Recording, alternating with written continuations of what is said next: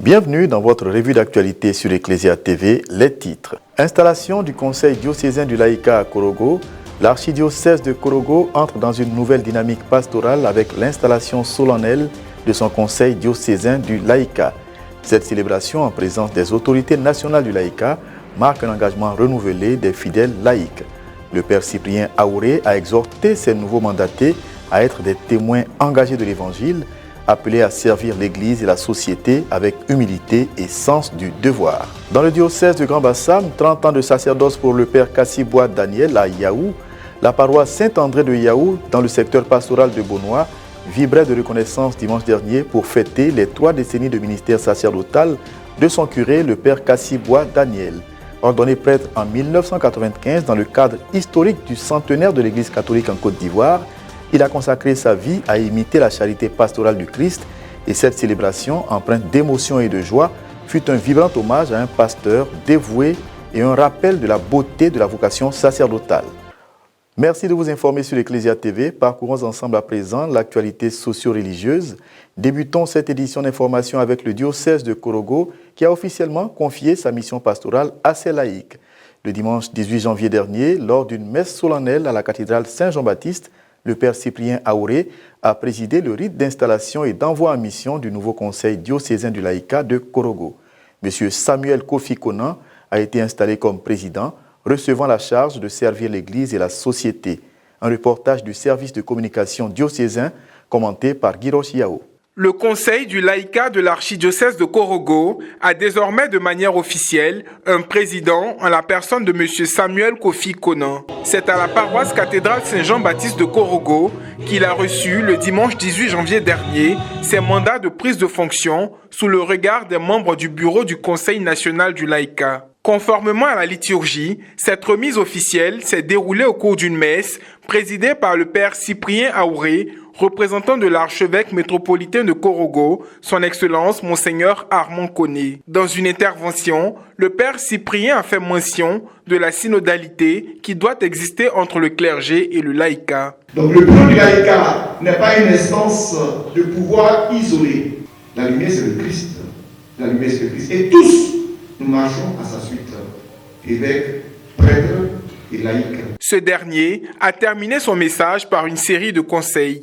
Les autres points saillants ont été la présentation des membres du bureau exécutif du dit conseil, la remise officielle des mandats des mains du président du Conseil national du laïcat de Côte d'Ivoire, M. Marc Akakrou, et la bénédiction. Au terme de cette messe, M. Samuel Kofi Konan, nouvellement installé à la tête du laïcat diocésain de Korogo, a réaffirmé l'engagement des laïcs à collaborer étroitement avec les pasteurs, à promouvoir la communion fraternelle et à intensifier les actions pastorales dans les domaines de la catéchèse, de la solidarité et de l'évangélisation. Il a également lancé un appel à ses confrères. D'autres interventions. Ce fut une célébration assez belle, assez simple. Mais en même temps, ça répond à l'obligation de tous les diocèses de l'Afrique de l'Ouest de doter chaque diocèse d'un bureau diocésain pour le laïcat. Alors, c'est quoi? C'est pour dire tout simplement, c'est pour garder un peu l'esprit de la synodalité. Nous souhaitons que la synodalité, la co-responsabilité règne dans le diocèse de Korogo, parce que dans le thème de l'année, on parle de collaboration pour une église synodale et autonome dans le diocèse de Korogo. Et nous sommes heureux d'être là. Notre mission dans l'église, c'est de faire en sorte que l'église soit vivante et rayonnante, que l'église soit témoin de Jésus. Et c'est cette vocation-là que nos pères évêques ont voulu que nous prenions à bras le corps. Ce rite de délégation de mandat marque ainsi une nouvelle étape pour le Conseil diocésain du laïcat de Korogo, appelé à jouer un rôle majeur dans l'animation pastorale et la vie ecclésiale de l'archidiocèse. De Korogo, rendons-nous dans le diocèse de Grand Bassam pour parler d'un jubilé de perles sacerdotales ordonné prêtre le 9 septembre 1995 dans le cadre du centenaire de l'Église catholique de Côte d'Ivoire. Le révérend père Daniel Kassiboua a célébré ses 30 ans de vie sacerdotale. C'était le dimanche 18 janvier sur sa paroisse de fonction à Saint-André de Yaou dans le secteur pastoral de Beaunois. Émotion, témoignages et joie étaient au rendez-vous de cette belle célébration eucharistique. Des précisions de Pierre Richemont et Morel Pouty.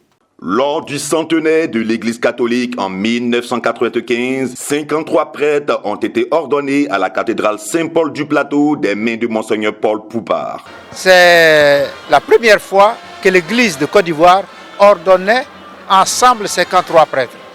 Et c'est du jamais vu. Et on rend grâce au Seigneur pour cette moisson abondante. Parmi ces prêtres figure le révérend père Bois Daniel Kassi du clergé diocésain de Grand-Bassam, actuel curé de la paroisse à Saint-André de Yaou, qui le dimanche 18 janvier dernier a célébré ses 30 ans de vie sacerdotale.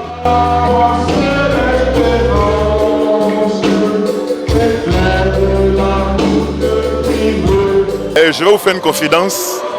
À l'époque, personne d'entre nous ne pouvait imaginer que Kassi Bois Daniel pouvait devenir prêtre. Mais Dieu a ses plans qui ne sont pas les nôtres. Et ce qui m'a impressionné pendant sa vie sacerdotale, c'est que c'est un fils de la Vierge Marie. Et je crois que la Vierge a beaucoup intercédé dans tout ce qu'il a réalisé. C'est à juste titre d'ailleurs qu'il a élevé une grande statue à l'honneur de Marie à la paroisse Le Cœur Immaculé de l'Impérial. Plusieurs personnes qui, de près ou de loin, ont eu des attaches avec lui, ont effectué le déplacement pour cette action de grâce. Nous avons été mariés l'année surpassée par le père Kassi Bois Daniel que nous affectionnons tant. Et en ces 30 ans de sacerdoce, que Dieu lui-même soit toujours présent durant tout son sacerdoce. Ma présence est un signe d'amitié, de sympathie envers lui. Nous avons collaboré quelque temps ensemble. Il était juste qu'on vienne l'encourager pour qu'il continue sa mission sacerdotale. Au cours de la messe, la vie sacerdotale de l'élu du jour a été représentée par une procession de bougies ainsi que du palmier. Il a été pour moi un très bon collaborateur. Il m'a aidé vraiment dans les villages. Nous avions à l'époque 31 villages pour la Maféré et ce n'était pas facile. Quelquefois on dormait à la belle étoile. Prononçant l'homélie, le père Armel Dévia Kafou a relevé quelques caractères de l'élu du jour. KBDR, dictateur positif. Ça ne vient pas de moi, ça vient du père Honoré Kpagny. Son ami et frère, son jumeau. Il a la conscience professionnelle, aiguë. Il est amoureux de l'église. Il s'est imposé à ses vicaires le port de la soutane, habit clérical, plusieurs jours de la semaine. Quand j'étais avec lui à l'Impérial, tous les mardis, tous les jeudis, tous les dimanches, soutane obligatoire, office obligatoire. Dictateur positif aussi, envers les fidèles laïcs, les poussant à l'engagement et à l'action pour manifester de façon efficiente leur foi. Les résultats sont probants. Accueil immaculé de Marie impériale, à Yaou, tout est là, tout est joli, tout est beau. Après la communion, l'élu du jour a reçu des cadeaux de plusieurs fidèles et entités de la paroisse.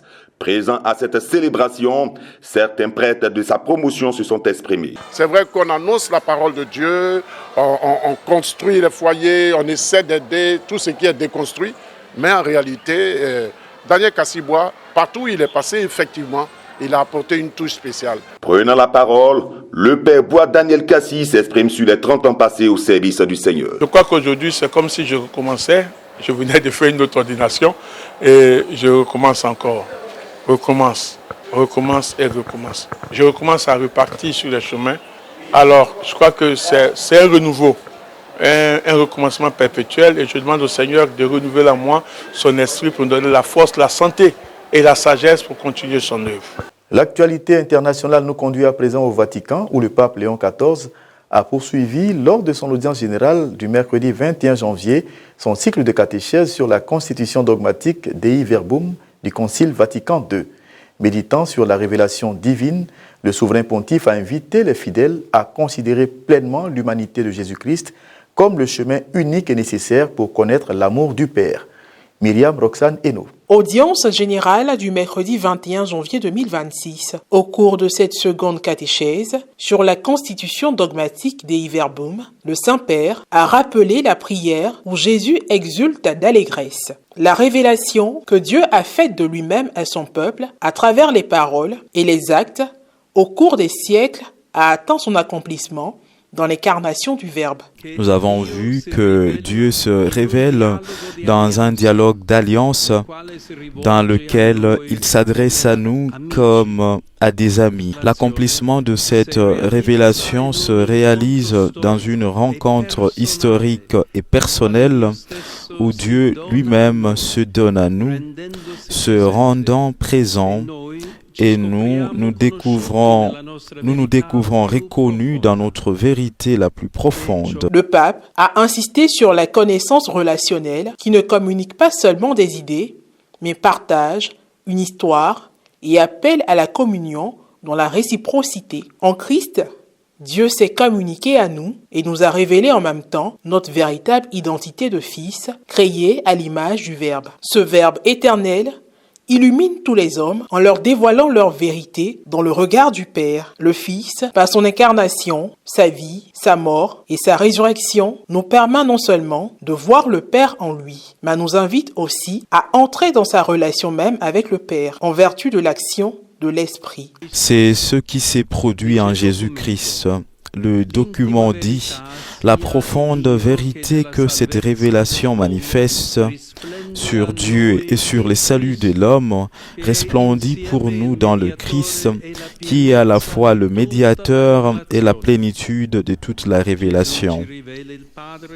Jésus nous révèle le Père en nous impliquant dans sa propre relation avec lui. Pour connaître Dieu dans le Christ, nous devons accueillir son humanité intégrale. La vérité de Dieu ne se révèle pas pleinement là où l'on enlève quelque chose à l'humain. Tout comme l'intégrité de l'humanité de Jésus ne diminue pas la plénitude du don divin. C'est l'humanité intégrale de Jésus qui nous révèle la vérité du Père. Jésus lui-même nous invite à partager son regard sur la réalité et à nous ouvrir ainsi à la bonté et à la providence de Dieu notre Père. Car, dit-il, nous valons bien plus que les oiseaux qui ne sèment ni ne moissonnent et que Dieu nourrit. En acceptant cette invitation, en suivant Jésus jusqu'au bout, nous devenons fils et filles par le Fils et participants de la nature divine. Ainsi s'achève cette revue d'actualité. Merci de votre fidélité sur Ecclesia TV. Bonne suite de programmes sur la télévision nationale catholique de Côte d'Ivoire.